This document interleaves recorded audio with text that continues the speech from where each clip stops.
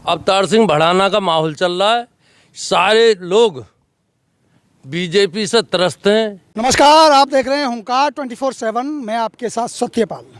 ये जो आप देख रहे हैं चलता हुआ रोड, ये जेवर से खुर्जा है। इधर जेवर है मेरे हाथ से, और अगर आप इधर देखेंगे तो ये खुर्जा है, खुर्जा जा रही है।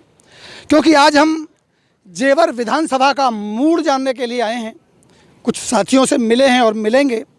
इस चुनावी महासफ़र पर हम आपको ये बताएंगे कि आखिर क्या है जनता का मूड, किसकी बनेगी सरकार और क्या है बहार। उसी कड़ी में हम अभी आ पहुँचे हैं गांव नीमका में। ये गांव नीमका है और यहाँ अभी हमें कुछ लोग दिखाई दे रहे हैं खड़े। तो आइए इनसे बात करते हैं, पूछते हैं कि चुनावी माहौल क्या है, क्या ये क्षेत्र पिछले 5 साल में किए गए भारतीय जनता पार्टी के कार्यों को सराहते हुए वापसी करवाएगा या अब की बार बदलाव होगा। ये सारी बात हम करेंगे, जानेंगे। आप यहीं रहने, आपका ही घर है? हाँ जी। तो एक बार बताएंगे क्या है माहौल अब की बार? माहौल गठबंधन की तरफ जा रहा है जी। हमारी साइड तो पूरी गठबंधन की तरफ। गठबंधन मतलब भारतीय जनता पार्टी ने जो 5 साल में किया उसको क्यों आप क्या किया भारतीय जनता पार्टी ने? वो तो कहते हैं हमने बिजली माफ। वहाँ बैठे रहे गाजीपुर बॉर्डर पर, धूप में, ताप में, ठंड में, गर्मी में, सब में परेशान किया हम। आप काम क्या करते हैं? खेती का काम। हाँ। कौन सी फसल यहाँ ज़्यादा होती है? गेहूँ धान। गेहूँ धान, हाँ, गन्ना भी हो। एमएसपी की मांग को लेकर के किसानों ने आंदोलन किया था। आपको लगता है कि एमएसपी होना चाहिए? हाँ जी, होना चाहिए। कुछ और ये लोग बैठे हैं, बात करें इनसे। बात करो। आइए अंदर, कुछ और यहाँ बैठे हैं कुछ लोग पहले से, उनसे भी बात करेंगे और मूड समझेंगे इस क्षेत्र का मूड क्या है, क्या कहती है जेवर विधानसभा। कुर्सी ले लें। राम राम जी, आ जाओ सर, आ जाओ, इधर आ जाओ, इधर चलिए। तो चुनावी माहौल है, सरगर्मियाँ तेज हो गई हैं। किसका माहौल चल रहा है अब की बार यहाँ? सीधा सीधा कर। हाँ जी, अवतार सिंह भड़ाना का माहौल चल रहा है। सारे लोग बीजेपी से त्रस्त हैं। किसानों का कोई भी आज तक इन्होंने फ़ायदा नहीं किया है। किसानों की आय दुगनी के लिए कहते हैं। सबसे पहली बात, हर खाद डीजल जो भी किसान की चीज़ आती हैं मजदूर तक सब दुगना हो गया है, रेट आधे हो गए हैं। दूसरा, किसान की जो फसल तैयार होती है उसे पशु या नीलगाय, गाय, बिजार, नीलगाय, ये सब तहस नहस कर दी है। हमारा इसी विरोध को दर्शाते हुए हम आरएलडी के साथ हैं और हम आरएलडी को हर तरह से समर्थन करते हैं। चलिए 2-3 चीज़ें समझने की कोशिश करेंगे। हमने पश्चिमी उत्तर प्रदेश में बागपत और मुजफ्फरनगर और मेरठ उस साइड में भी हमने दौरा किया। कई सवाल हमारे सामने आए। एक सवाल तो सबसे बड़ा ये था कि आवारा पशु बहुत तेज़ी से बढ़े हैं और आवारा पशुओं ने हमारी फसल को चट किया। दूसरा बड़ा सवाल ये कि 13 महीने तक किसानों का आंदोलन चला, जिस आंदोलन में 3 कृषि कानूनों को वापस करने की जो मांग थी वो मान ली गई। लेकिन क्या किसान इस बात से सहमत हुआ? क्या किसान का जो गुस्सा था वो ख़त्म हुआ? इस बात को समझने की कोशिश करेंगे कि 3 मांगों को वापस होने के बाद, ताऊ जी आप बताएंगे, 3 मांगें जो कानून की थी वो मान ली गई किसानों की। अभी आपको क्या लगता है कि अभी किसान को राजी हो जाना चाहिए और भाजपा को वोट दे देना चाहिए? वो माने नहीं है जी, अभी उनको कोई आधार तो है ना। हमारी मांग है और जहाँ तक भी है ये मानना रहे, वो समझना रहे, और ना कोई एमएससी पे कोई वो कर रहे, सुनिए। और दूसरी बात यह है कि खाद बीज जितने भी किसान के जो सौदा हैं उन पे महंगाई भी रही और फिर मिलने में परेशानी रही है। अब ये करना ना चाह रहे उन कामन ने, ये झूठी बात कहें और झूठी बात को ये उपयोग करें। तो आपका मानना ये है कि जो आंदोलन हुआ था उसका जो विरोध तैयार हुआ वो अभी किसान उसको नहीं भूले हैं, उस विरोध का बदला अब की बार ले सकते हैं, ऐसा मानना है आपका? हाँ, ये जरूर है कि इन्हें हम आपके खदेड़ के भेजेंगे। किसान जितनों भी है का सब एकजुट है और एकजुट ही रहेगा। सुनिए, अब की बार बदलाव करने का मतलब। चलिए, एक बड़ी अच्छी जोड़ी, युवाओं की जोड़ी देखने को मिल रही है, सुनने को मिल रही है, जयंत और अखिलेश की। अगर उनके मैं पुराने रिश्तों की बात करूं तो मुलायम सिंह यादव हमारे चौधरी चरण सिंह जो बहुत अच्छे नेता थे उनके बहुत नज़दीकी माने जाते थे। बीच में जब अजीत सिंह ने चौधरी चरण सिंह की विरासत को संभाला तो कहीं ना कहीं दूरियां बनी थी। अजीत सिंह को मुलायम सिंह पसंद नहीं करते थे। लेकिन आज जो एक नया समीकरण तैयार हुआ है, जयंत चौधरी और अखिलेश। एक तो मैं ये बता दूं आपको कि ये दोनों ही जो युवा हैं ये पढ़े लिखे हैं, मुद्दों की बात होती है। क्या अब जो पश्चिमी उत्तर प्रदेश है, जो पश्चिमी उत्तर प्रदेश का चौधरी है, ये उसे स्वीकार करेगा? इस जोड़ी को ये जानते हैं। अंकल जी नमस्कार, क्या शुभ नाम है आपका? भगवत है जी मेरा नाम। भागवत जी। भागवत जी, अब की बार जो जोड़ी बनती नज़र आ रही है, इसे क्या क्षेत्र की जनता, किसान, मजदूर या वो जाट जिनके लिए वो उनका कहा जाता है चौधरी चरण सिंह की विरासत है, इसे स्वीकार करेगी? हाँ जी, करेगी और सब यही चाह रहे हैं। अब के तो बदलना चाह रहे हैं, सरकार है जो है। तो अब की बार लगता है कि चौधरी चरण सिंह की विरासत की वापसी होने की संभावना है आपकी? हाँ जी, बिल्कुल। हाँ जी। एक और बड़ा सवाल आता है, हम इनसे जानेंगे कि अवतार सिंह भड़ाना के लिए ये पहला क्षेत्र है, जैसा मेरे को सुनने को मिला। पहले उन्होंने यहाँ कभी काम नहीं किया, राजनीतिक भी नहीं की।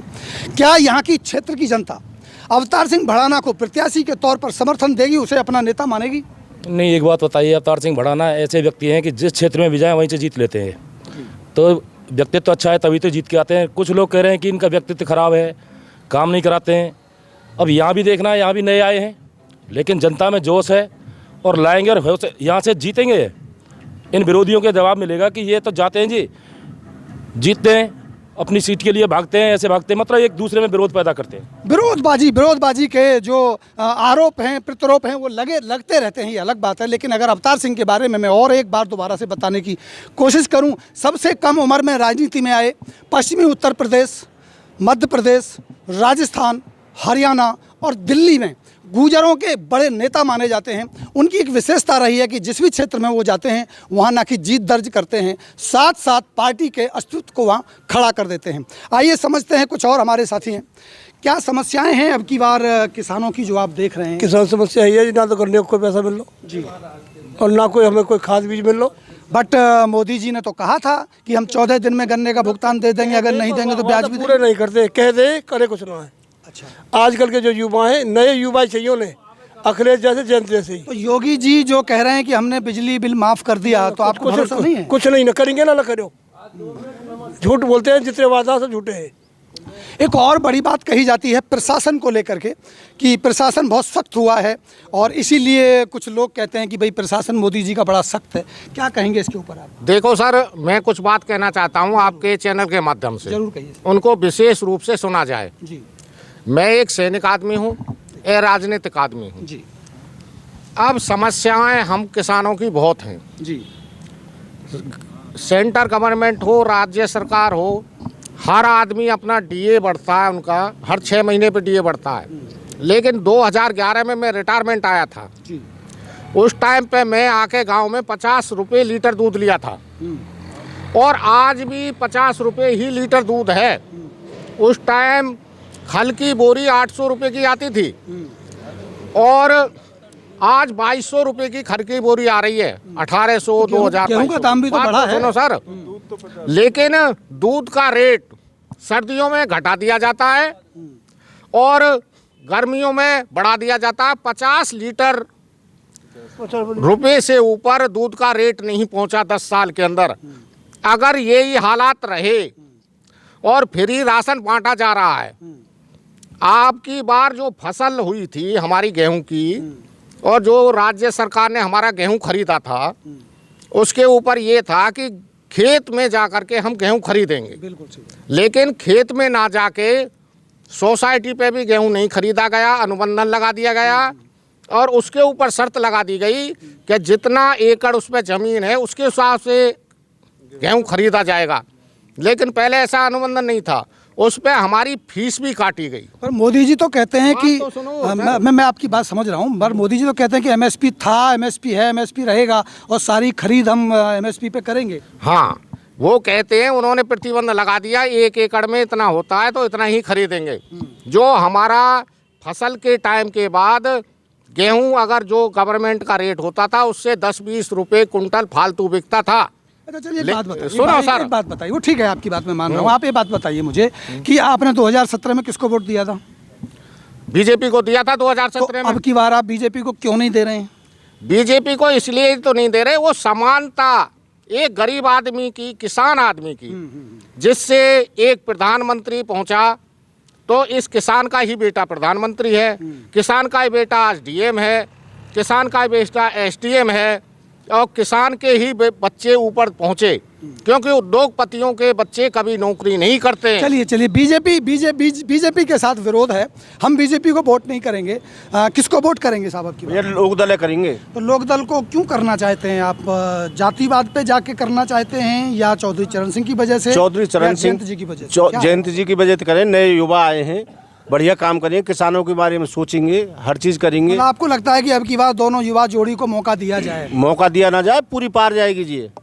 अच्छा, हाँ जी, पूरी ढंग से हर मतलब यहाँ से पश्चिमी उत्तर प्रदेश से किसान मजदूर चाहते हैं कि बदलाव की बहार शुरू हो जाए और पूर्वांचल तक चली जाए।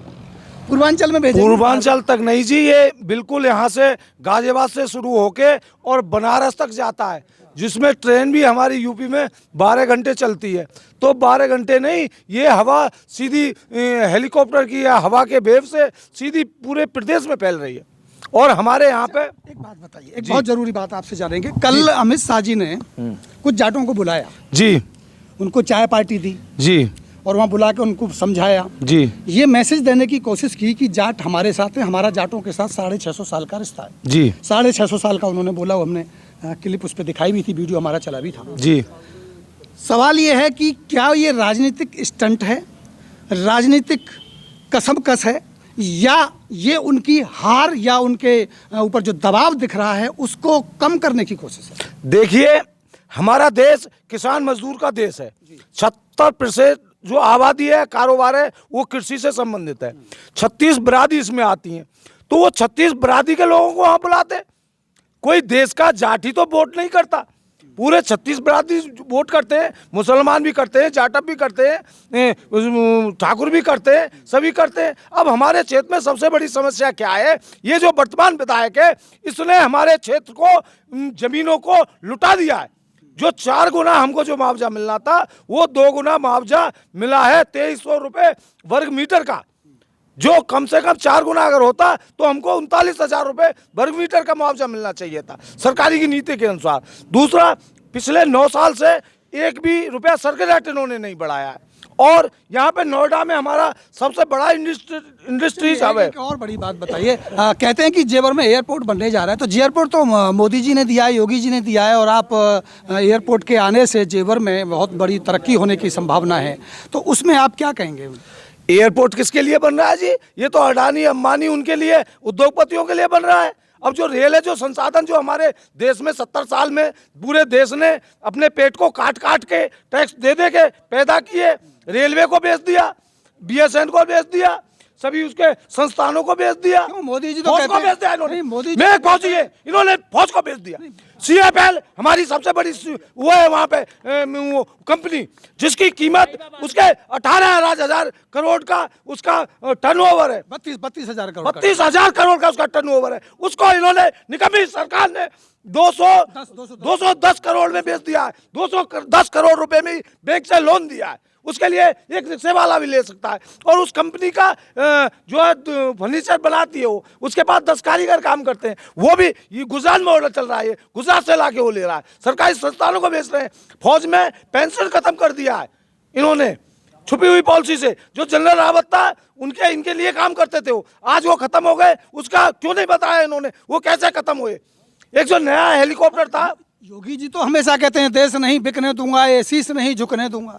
देश को ही नहीं रहने दूंगा। उनको नारा ये लगाना चाहिए कि देश नहीं रहने। अब कहते हैं भ्रष्टाचार खत्म कर दिया, यहाँ पे आ जाए, यहाँ पे हमारी नहर है, नहीं तो मेरठ मुजफ्फरनगर चल जाए। रात को योगी जी निकल के दिखा दें हमको, साड़ों के और बिचारों के और गुंडों के बीच में। ये हैं हालात, किसान गुस्से में हैं, नौजवान अपने रोजगार के लिए रास्ते भटक रहा है, महंगाई चरम पर है। अगर मैं सरकारी आंकड़ों को आपके सामने रखूं तो महंगाई 2017 से 21 तक डबल हो चुकी है, बेरोजगारी डबल पर है। जो आंकड़े हैं, सरकारी आंकड़ों की मैं बात कर रहा हूं, जो क्राइम के आंकड़े हैं वो भी लगभग 3.5 लाख को पार कर गए हैं, जबकि पहले 2017 तक 2 लाख के आसपास हुआ करते थे। तो ये कहना कि प्रदेश में विकास हुआ है, आंकड़े इस बात की गवाही नहीं देते। अगर हम फील्ड में जाते हैं, लोगों से बात करते हैं, किसानों से बात करते हैं, तो भी बात वही आती है कि यहाँ गुस्सा है, यहाँ बहुत सारी समस्याएं हैं, किसान दुखी है, बदलाव चाहता है। ये थी हमारी ग्राउंड रिपोर्टिंग। ऐसी ही रिपोर्टिंग हम और आपको देते रहेंगे। चलिए हमारे साथ दिखाते रहेंगे, जुड़े रहिए, देखते रहिए।